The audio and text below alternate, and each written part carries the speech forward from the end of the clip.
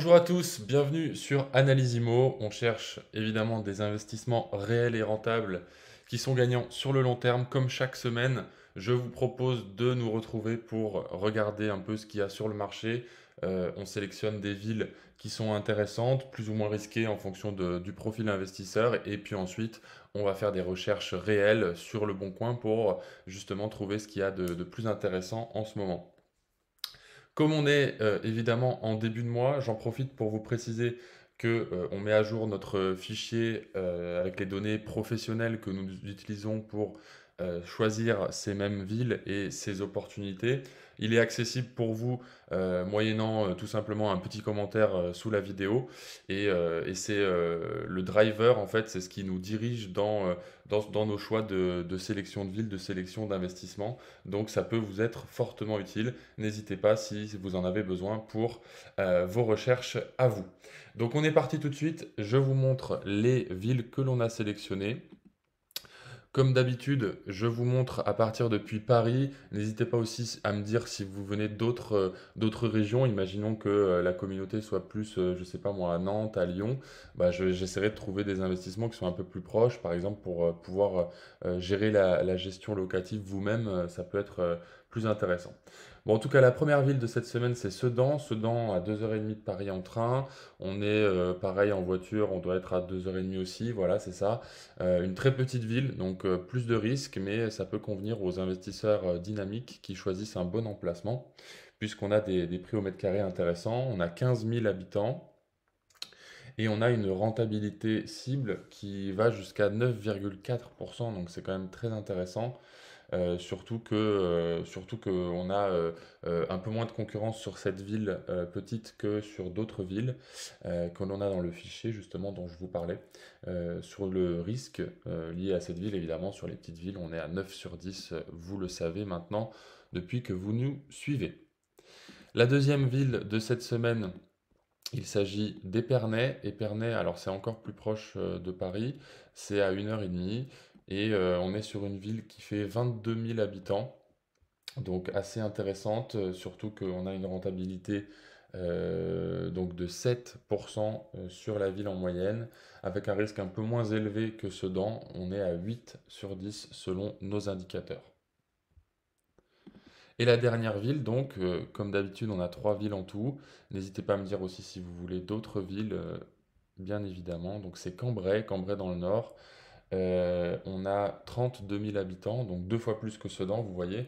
En revanche, on a un petit peu moins de rentabilité puisqu'on est à 7,8, ce qui est quand même largement correct quand on voit les investissements dans les grandes villes et les prix au mètre carré qui ont flambé.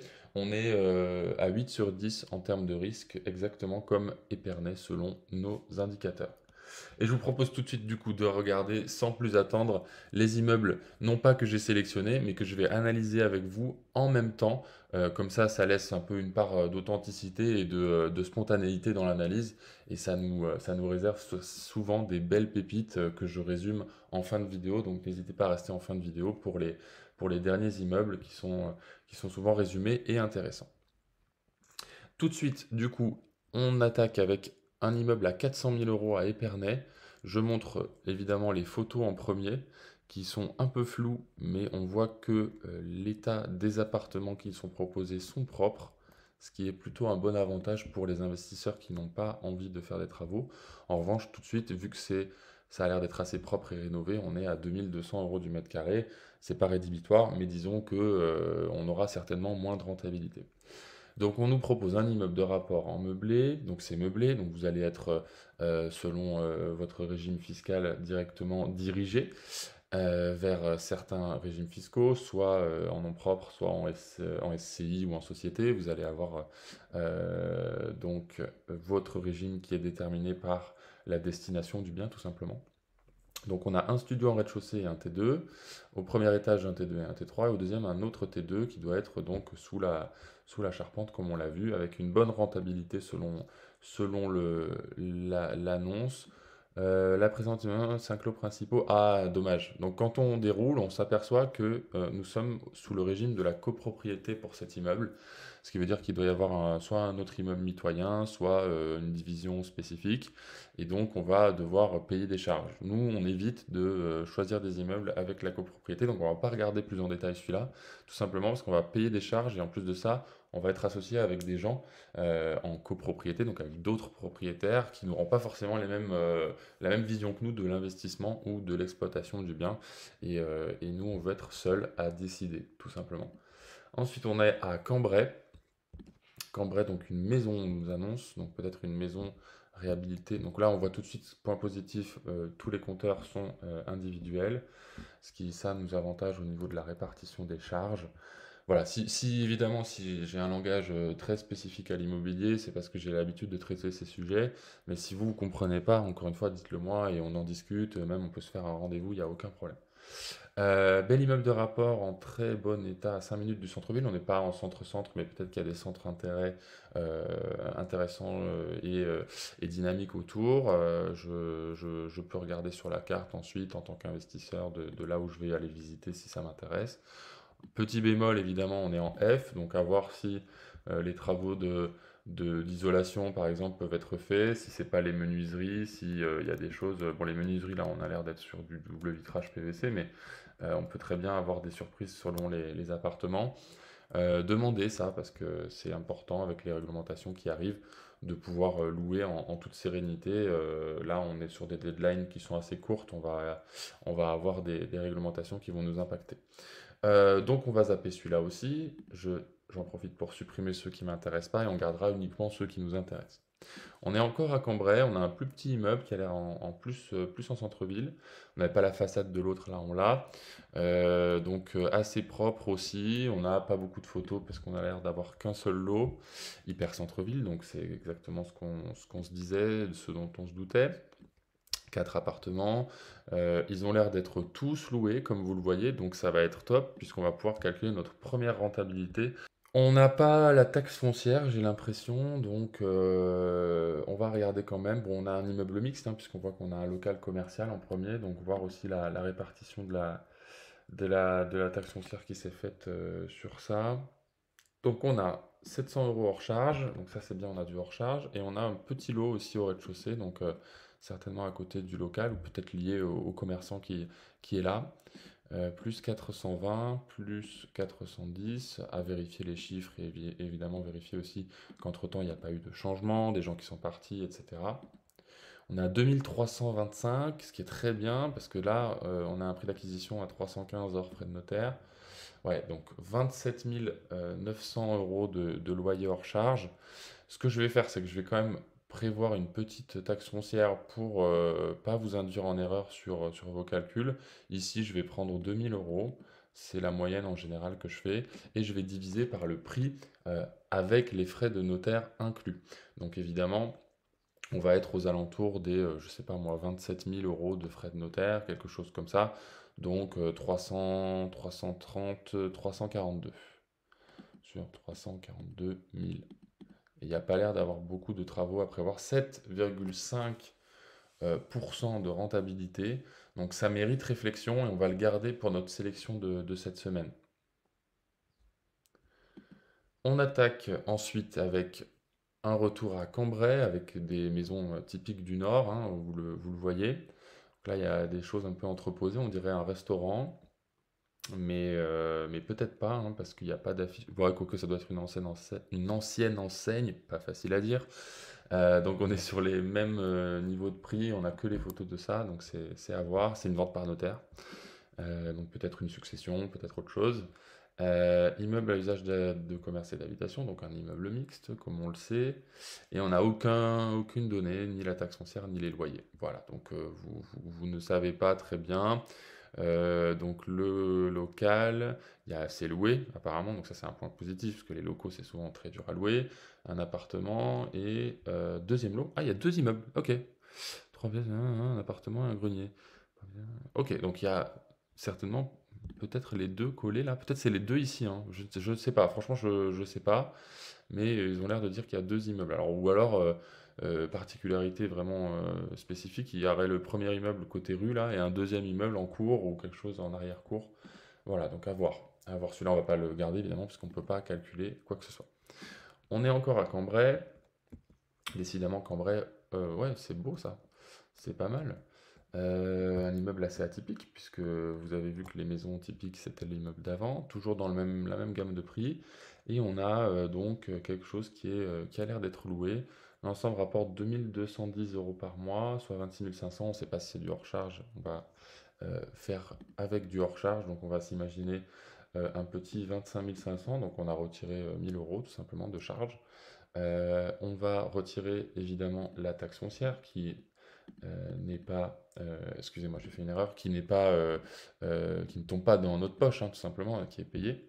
Donc on va avoir la taxe foncière à régler. Il faut s'arranger aussi parce que sur la taxe foncière, je ne sais pas, je vous l'ai déjà précisé dans d'autres vidéos, mais il y a la taxe d'ordure ménagère qui est rétribuable, répercutable, pardon, plutôt, aux locataires. Donc là, vous allez bien évidemment avoir un avantage aussi à avoir le détail. Et le prix d'acquisition qui sera aussi aux alentours de, comme tout à l'heure, 342, ben là on va mettre 341 puisqu'on a 1 500 € de moins.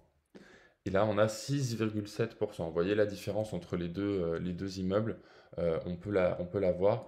Nous on est plus sur du 7% quand on propose à nos clients quelque chose, mais gardez-le en tête, on va le garder pour la fin. Et là, on va à Sedan, donc Sedan, ville du 08. On est sur un immeuble qui a l'air en centre, un immeuble de coin de rue, avec, du coup, vous le voyez, l'appartement qui est un peu atypique en termes d'architecture. On est arrondi sur le séjour. Pas mal, hein, c'est propre, c'est très propre. Voir si c'est loué. Sedan, toujours, on le sait, c'est la difficulté de louer. Tous les lots sont actuellement occupés, d'après l'annonce, donc c'est parfait. 30 500 € brut, nous, ça ne nous arrange pas, on veut du net. On n'a pas de taxe foncière, on n'a pas de DPE, donc évidemment, on va regarder juste les chiffres bruts, même si je vais quand même retirer 1500 pour les charges et 2000 pour la taxe foncière. Je vous dis, je fais souvent ça, même si ça peut être un peu plus, hein, comme d'habitude. Et là, on s'aperçoit qu'on va être quand même assez rentable sur un immeuble qui va nous coûter 324 000 euros. Je fais à la louche, évidemment, jamais faire ça, mais là c'est une vidéo qui doit aller vite. Et on a 8,3%. 8,3%, donc on peut le garder aussi pour la fin de cette vidéo, évidemment. Je vous mettrai les immeubles du coup, puisqu'on a trouvé du 7% qui sont à plus de 7%. On est à Cambrai, 262 000 euros, un peu moins propre, on le voit. Un peu moins. Bon, il y a certainement des locataires parce que c'est pas rangé. Rez-de-chaussée surface, loyer potentiel, donc un lot qui n'est pas loué, rez-de-chaussée, etc. Ok, donc les loyers potentiels annuels, 27 960. Donc on va être sur du 10% brut facile, mais il y a un lot, ouais, un seul lot qui n'est pas loué. Faisons le calcul de ce bien qui est aux trois quarts loué et pas avec les loyers potentiels, même si, évidemment, quand vous prenez ce bien et vous l'achetez, vous avez envie de louer le dernier lot, ce qui est tout à fait normal. Attention aussi parce qu'il y a l'air d'avoir beaucoup de charges par mois. Bon, le DPE est en D apparemment, à vérifier. À vérifier. S'il y a beaucoup de charges par mois, ça peut être que c'est mal isolé ou des choses comme ça. Donc à vérifier quand même pour faire une analyse complète du bien. Et surtout qu'on a du chauffage au fuel, donc ça aussi, petit warning. Alors 1470 fois 12, 1000, donc 17 640, excusez-moi. Est-ce que j'ai tout pris en compte? Oui. Donc on est sur un prix, on va mettre une taxe foncière fictive aussi, pareil, je mets 2000 comme d'habitude. Et là, on a un prix d'acquisition qui va être autour des 282 000, allez, pour être assez sympa. Voilà, 5,5, on va pas le garder pour cette semaine. Mais sachez qu'il y a le dernier lot qui peut être loué, donc ça peut passer de 5,5 à 7 sans problème si tout est loué, mais c'est une hypothèse. Épernay, Épernay, un immeuble qui est en cours de rénovation. Il y a encore des pots d'enduit ou de peinture là sur le côté. Avoir donc 180 000 euros, DPE-F, on l'a vu ici, donc warning évidemment. Montant des dépenses d'énergie, oui, donc ça c'est le DPE. Immeuble au rez-de-chaussée, libre de toute occupation. Comme il est en train d'être rénové, peut-être par un marchand de biens ou quelqu'un qui a acheté, qui fait de l'achat-revente, hein, tout simplement, eh bien, il n'y a pas de locataire. Voilà, on ne peut pas calculer de rentabilité. Un petit immeuble proche du centre-ville, pas de centre-ville évidemment. Une petite pharmacie, est-ce que c'est loué par encore une petite pharmacie? Les pharmacies en général, c'est des business assez pérennes. Donc on est en F au niveau du DPE et on n'a pas de rentabilité, on peut rien faire, donc il faut appeler. Il faut appeler tout simplement, ça a l'air d'être un particulier, peut-être que la pharmacie propriétaire de l'immeuble entier aussi, ça c'est souvent le cas, ils vendent même des fois les murs et le commerce. Bon, le commerce, vous, ça vous intéresse pas, mais voilà, ça peut être atypique. Ici, excusez-moi, j'ai pas vu la ville, oui, Cambrai encore, très bel immeuble en façade avec une agence immobilière, enfin c'est la FNAIM enfin une agence immobilière membre de la FNAIM, certainement, c'est pas la FNAIM, qui est en bas, des compteurs individuels. Est-ce que donc un immeuble mixte, est-ce que le business est pérenne en bas? Ça peut être bien. Donc loué nu, ok, 245, loué 375. TF 1700 par an. Bah écoutez, on peut calculer une rentabilité là, j'ai l'impression. Sauf qu'il y a un local commercial qui est pas loué ici. Potentiel 580, donc on va avoir la moitié de la rentabilité qui va être liée à un local qui n'est pas loué. Ça, c'est évidemment à prendre en compte dans vos calculs et surtout voir la qualité du bien, l'emplacement, si vous êtes comment dire, à même de pouvoir avoir envie de prendre des biens qui ont des locaux commerciaux, hein, qui sont potentiellement vides souvent, et puis dès qu'ils sont loués, remplis pendant très longtemps. Donc ça, c'est vraiment à double tranchant. 13 900, très bien, sur le prix d'acquisition qui va être aux alentours de 157 plus 13, on va faire 170. Voilà, 8,1% si le local commercial, hein, est loué. D'accord? Donc attention, j'ai enlevé la taxe foncière, donc on est bien. Donc je vous le mettrai en fin. Et Cambrai, encore hyper centre, une déco à tomber par terre. Non, là il y a peut-être un peu de travaux de rafraîchissement quand même, donc ça doit pas être loué.